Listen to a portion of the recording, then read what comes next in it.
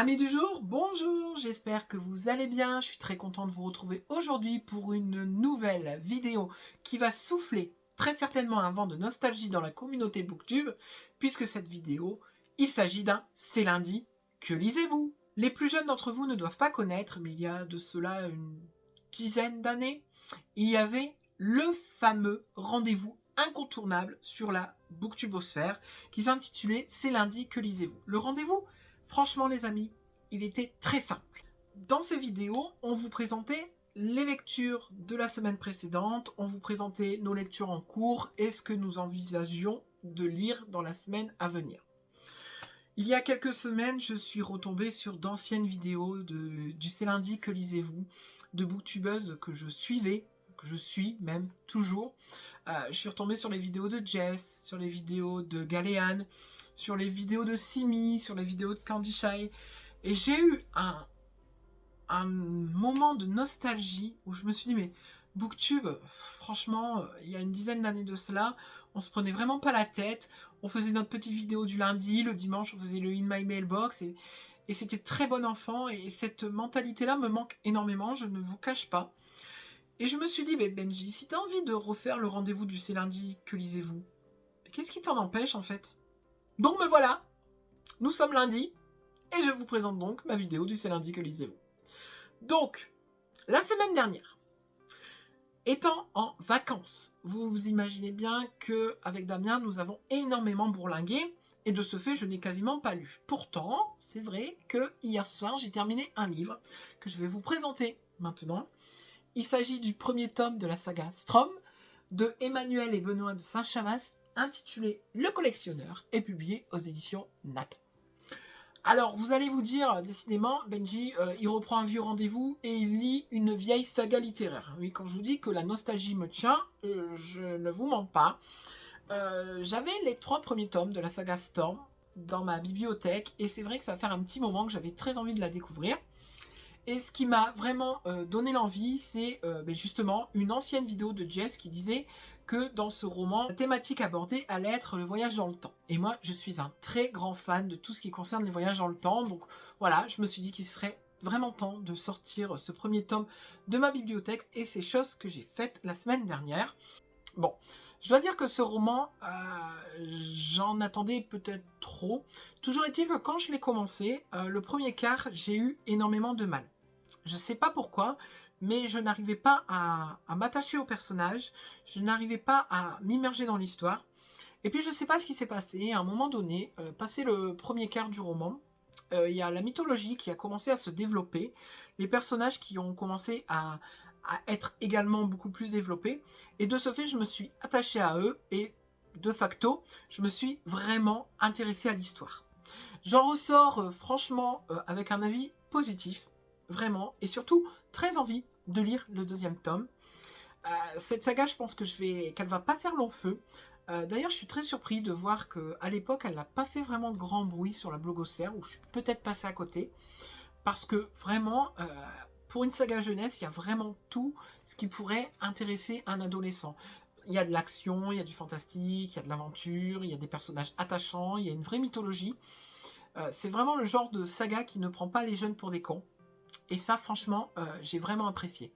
Donc voilà, j'en suis ressortie vraiment très très enthousiasmée et avec très envie de découvrir le tome 2. Je pense que cela ne devrait pas trop tarder, clairement, parce que j'ai vraiment envie de retrouver Raphaël et Raphaël. Ça fait bizarre, hein, dit comme ça, mais on s'y habitue au fur et à mesure de la lecture.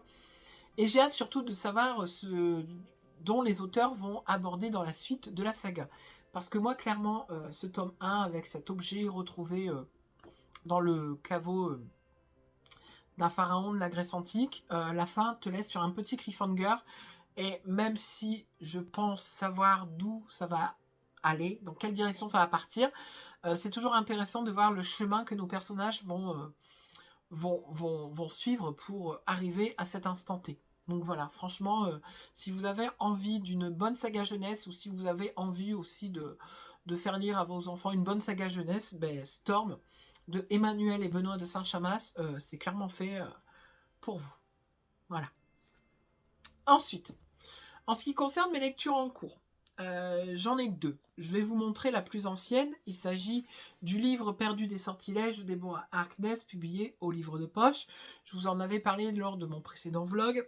Je ne vais pas trop revenir dessus. Il me reste quasiment plus rien à lire. J'avais pour objectif de le terminer avant fin octobre. Seulement, voilà, je n'ai pas réussi. Depuis, je le traîne. Pourtant, j'adore ce roman.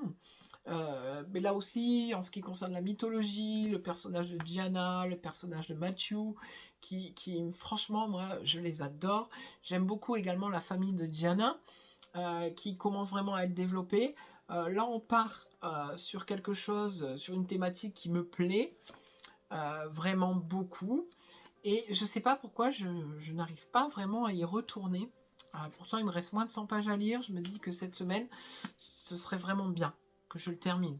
Parce que vraiment, ce roman, je passe un bon moment avec les personnages, mais également avec l'histoire. Et j'ai hâte de voir comment tout ce schmilblick va se terminer.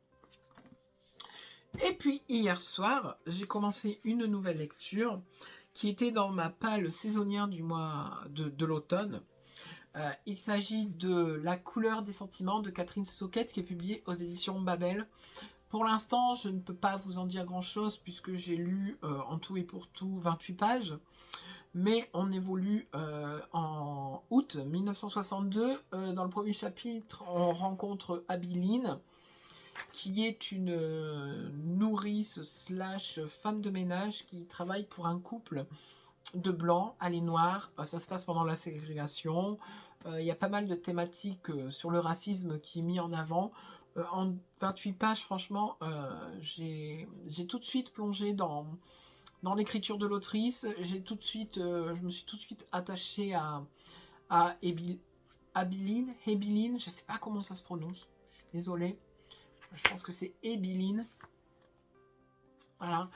Et surtout qu'il y a un vrai passif. Elle avait un enfant adolescent qui est décédé d'un accident du travail.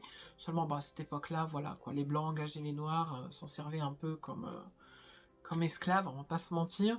Et donc, elle a eu énormément de mal à s'en remettre. Et quand elle a eu trouvé le courage de se relever, elle s'est faite engager dans une famille un peu modeste de blancs. J'aime beaucoup un petit peu ce qui en ressort de tout ça. Ça me fait déjà grincer des dents au bout de 28 pages. Donc je vous laisse imaginer la suite. Je pense que ça va être compliqué. Il me tarde d'avancer et de le terminer parce que je sais qu'il y a ce roman a eu une adaptation en film avec le même titre. Et Damien, donc mon fiancé, l'aime beaucoup. Et ça fait des mois, voire des années qu'il veut me le faire découvrir. Et comme je lui disais, je veux lire le livre avant de découvrir le film. Donc voilà, une fois que j'aurai lu le livre, je regarderai le film avec lui. Voilà. Bon, ensuite, qu'est-ce que je compte lire dans la semaine? Bon, ce beau bébé fait 600 pages, s'écrit tout petit, donc j'espère le terminer cette semaine. Maintenant, si c'est pas le cas, il n'y a pas mort d'homme. Hein. Voilà. C'est pas le but, on n'est pas dans un marathon lecture. Donc voilà, mais c'est vrai que là, j'ai deux petits livres qui me font de l'œil.